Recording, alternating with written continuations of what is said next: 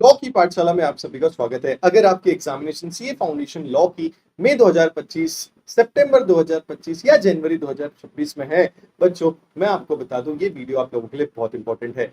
आपको ये जानना बड़ा जरूरी होता है कि सर लॉ में पेपर प्रेजेंटेशन कैसी होनी चाहिए, सर क्या हैंडराइटिंग मैटर करती है, क्या सर ग्रेस मार्क्स मिलते हैं। ये पेपर आप लोगों के लिए एक ट्रस्ट मी बहुत ही अमेजिंग वाला इंसाइट्स देने वाला है, जिससे आपको समझ में आएगा कैसे ये बच्चे ने 74 मार्क्स स्कोर करे। हाँ जी, लॉ में सीए फाउंडेशन लॉ में मेरे स्टूडेंट यस मीडिया, जिसका ये पेपर मैं आप लोगों को दिखा रहा हूँ, आईसीआई चेक पेपर है बच्चों।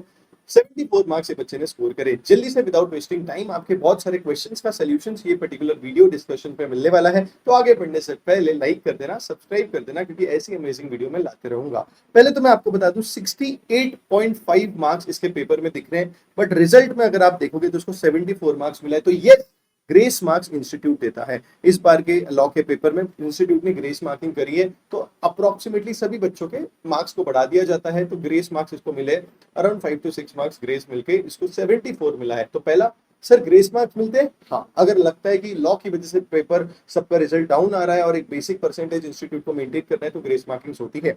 आगे बढ़ते हैं। उसके बाद बच्चे ने यहाँ पे टिक करके रखा है कौन सा उसने सॉल्व किया है। मैं एक एक क्वेश्चन पकड़ के आपको एक एक चीजें इसमें से समझाने का कोशिश करूंगा जो इंपॉर्टेंट हो जाती है। सबसे पहला, फॉर्मेट कैसा होना चाहिए। अगर आप ध्यान से देखोगे तो बच्चे ने यहाँ पे सबसे पहले प्रोविजंस लिखा है। ठीक है, सबसे पहले क्या लिखा है बच्चों? प्रोविजन लिखा है। प्रोविजन के बाद अगर आप देखोगे तो कैपेसिटी ऑफ द पार्टीज, जो जो की चीजें उसको अंडरलाइन करके रखा है। मेजर होना चाहिए, साउंड माइंड होना चाहिए, सेंसेस में होना चाहिए, ये सब क्या करके रखा है?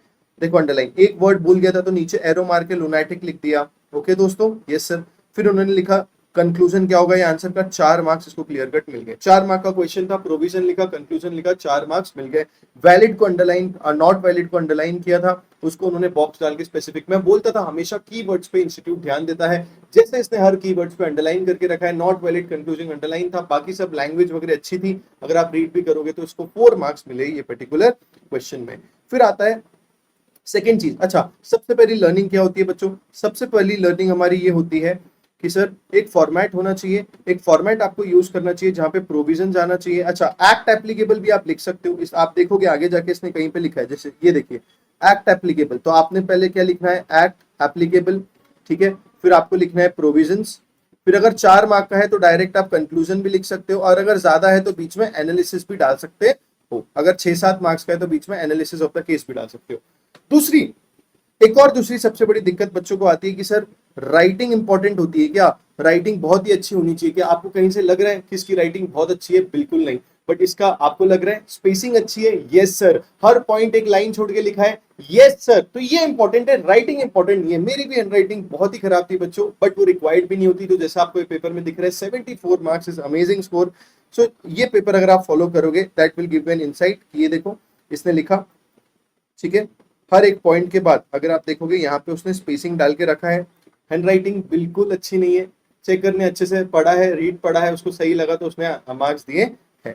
ये देखो लिखा, एनालिसिस डाला, जहां गलत हुआ वो कटा है, अदरवाइज उसको टोटल स्टेप वाइज मार्किंग भी मिलती है। तो क्या सर सेकंड चीज, स्टेप वाइज मार्किंग मिलती है? स्टेप पे मार्किंग मिलती है? यस, स्टेप वाइज मार्किंग भी मिलती है। ये इसका एक आपको क्लियर कट उदाहरण है। ये कंक्लूजन इसमें देख के रखा हुआ है। ठीक है जी, और आगे बढ़ते हैं। और आगे बढ़ते हैं, एक और चीज मैं आपको बताता हूँ। देखो ये बच्चे से ना बहुत बड़ी गलती हो गई थी। ये दिख रहा है आपको? पहले इसने वन का बी का 1 लिखा, ठीक है, और उसके बाद में यहाँ अपडेटेड लिखा है। इससे जब मेरी बात हुई तो उसने बताया कि सर मैंने है ना कम से कम 6 से 7 क्वेश्चन के, मैंने 6 से 7 क्वेश्चन के क्वेश्चन नंबर ही गलत लिख दिए, आंसर लिखा बट ये जो ऊपर क्वेश्चन नंबर होता है ना वो गलत लिख दिए। तो सर ये समझा कैसे? बच्चों किस्मत अच्छी थी, बच्चे ने थोड़ा दिमाग ये लगाया कि आखिरी में 5 मिनट में उसने एक बार जस्ट चेक कर लिया कि ये आंसर सही है कि, तो उसको रियलाइज हुआ भाई कि उसने क्वेश्चन नंबर ही गलत लिखा है। अगर आप वो ऐसा नहीं करता, कहाँ 74, वो 44 भी नहीं ला पाता, शायद फेल भी हो जाता, वो खुद बोल रहा था। तो उसने फिर क्या किया, क्रॉस किया, यहाँ लिखा, मिडिल में लिखा। तो ये आपने को ये सिली मिस्टेक नहीं करनी है बच्चों, ध्यान रखना। आईसीए का चेक पेपर आप लोगों के साथ डिस्कस कर रहा हूँ, अपने को ये सिली मिस्टेक्स बिल्कुल नहीं करनी है। हो सकता है अपने आखिरी में अपने को टाइम ही ना मिले, तो मेक श्योर ये सिली मिस्टेक्स आप नहीं कर रहे हो और ध्यान से क्वेश्चन नंबर लिख रहे हो। सर कभी कभी हमसे क्या होता है ना, हमसे गलती से कुछ गलत स्टेटमेंट लिख देते हैं, हम कुछ भी लिख देते हैं। तो देखो क्लियर एक लाइन करके आप कट कर सकते हो, जैसे बच्चे ने किया, लाइन मार करके आप कट कर सकते हो। जैसे hand writing does not matter at all, hand writing matter बिल्कुल नहीं करती है। देखो ये लिखा है एक्ट एप्लीकेबल, प्रोविजंस, प्रोविजन लिखा है, ठीक है।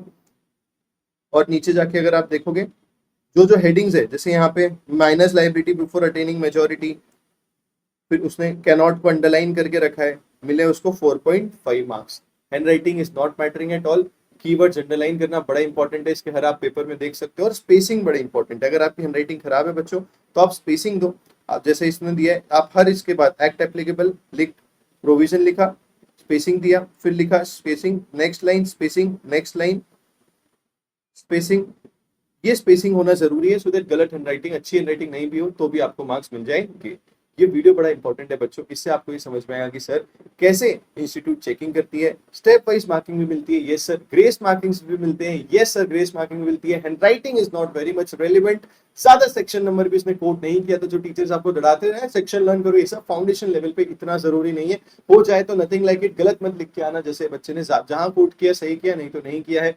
अंडरलाइन चाहिए और बीच में स्पेसिंग चाहिए बच्चों। आई होप ये वीडियो आपको बहुत अच्छा लगा होगा, बहुत हेल्पफुल होगा। अपने सीए फाउंडेशन वाले दोस्तों के साथ शेयर कर देना, that this will really help them. And आपको मेरे एफर्ट्स अगर अच्छे लग रहे हैं तो कमेंट बॉक्स में जरूर बताना। मिलते हैं नेक्स्ट वीडियो में, सब्सक्राइब कर लो अभी तक नहीं किया है तो। All the best, take care, you can check this play list, इसमें और 2-3 चीजें मैंने और डाल के रखी है। बाय गाइस, टेक केयर, मिलते हैं नेक्स्ट वीडियो में। ऑल द बेस्ट, लॉ की पाठशाला में आप सभी का इंतजार रहेगा।